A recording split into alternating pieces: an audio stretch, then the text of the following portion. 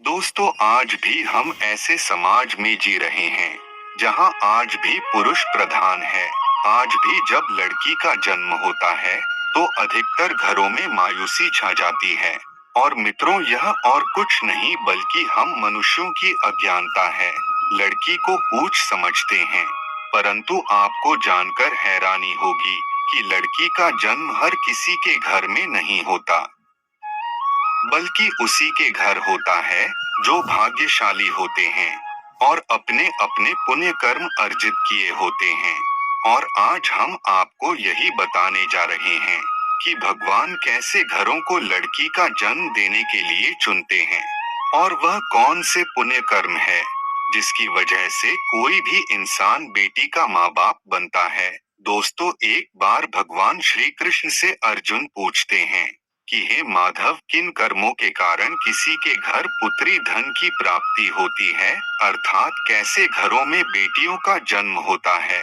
तब श्री कृष्ण अर्जुन से कहते हैं, हे पार्थ, अगर किसी के घर बैठे भाग्य से होते हैं तो बिटिया सौभाग्य से, और जो भी स्त्री या पुरुष अपने पूर्व जन्म में पुण्य कार्य अर्जित किए होते हैं उन्हें ही एक बेटी के माता पिता होने का सौभाग्य प्राप्त होता है।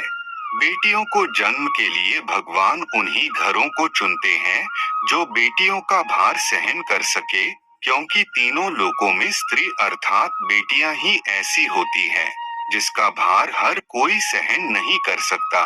वह बेटियां ही होती हैं जो इस सृष्टि को निरंतर चलाने और मान रखने के लिए अपना सर्वस्व निछावर कर देती हैं।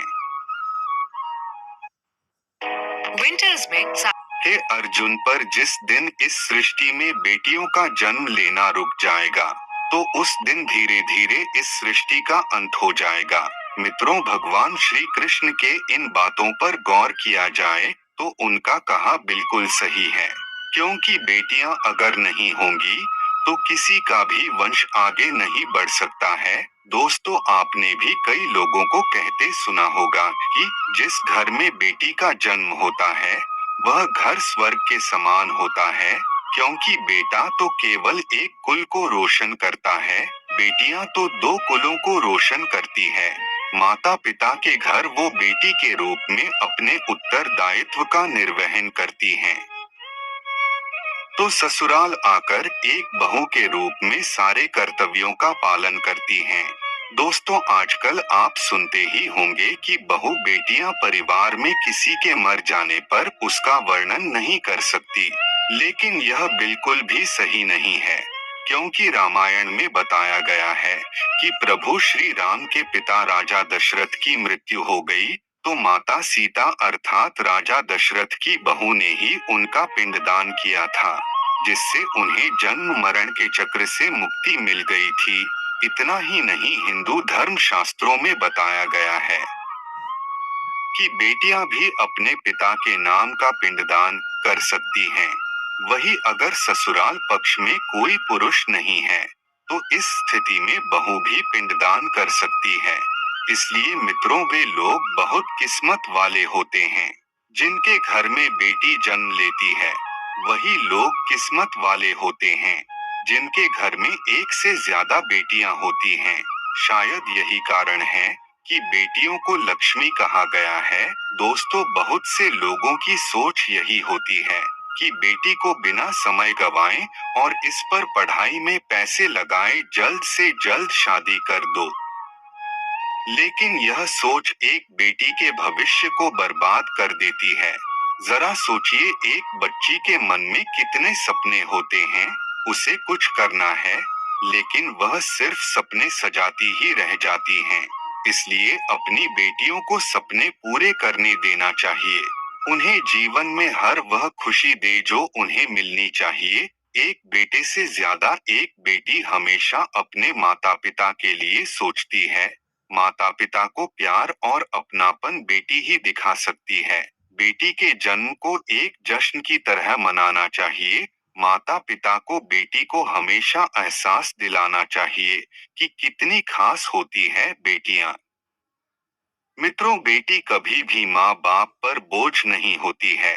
वह सिर्फ अपनी और अपने परिवार की किस्मत बनाने के लिए जन्म लेती है।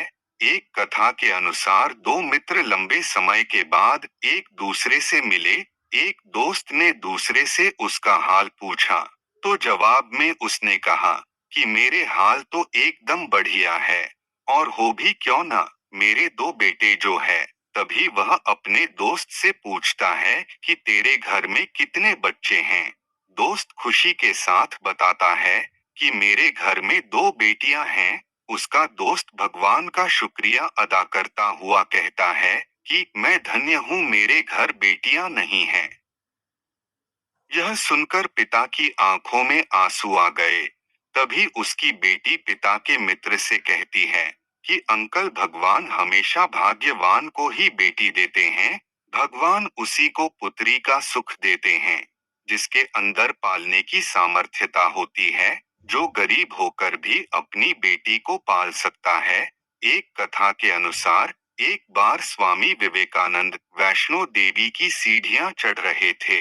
बगल से किसान अपनी बेटी को कंधे में बैठाए हुए सीढ़ियां चढ़ रहा था। तभी स्वामी विवेकानंद ने कहा कि बाबा, आपकी बेटी का बोझा आपको भारी लग रहा होगा। इसको मैं उठा लेता हूँ और माता वैष्णो के दरबार तक ले चलता हूँ। तब किसान ने सबके सामने स्वामी विवेकानंद से कहा कि बेटी कभी भी बाप के कंधे पर बोझ नहीं होती है। अगर बेटी बाप के कंधे पर है तो वह हर बोझ को हल्का कर देती है।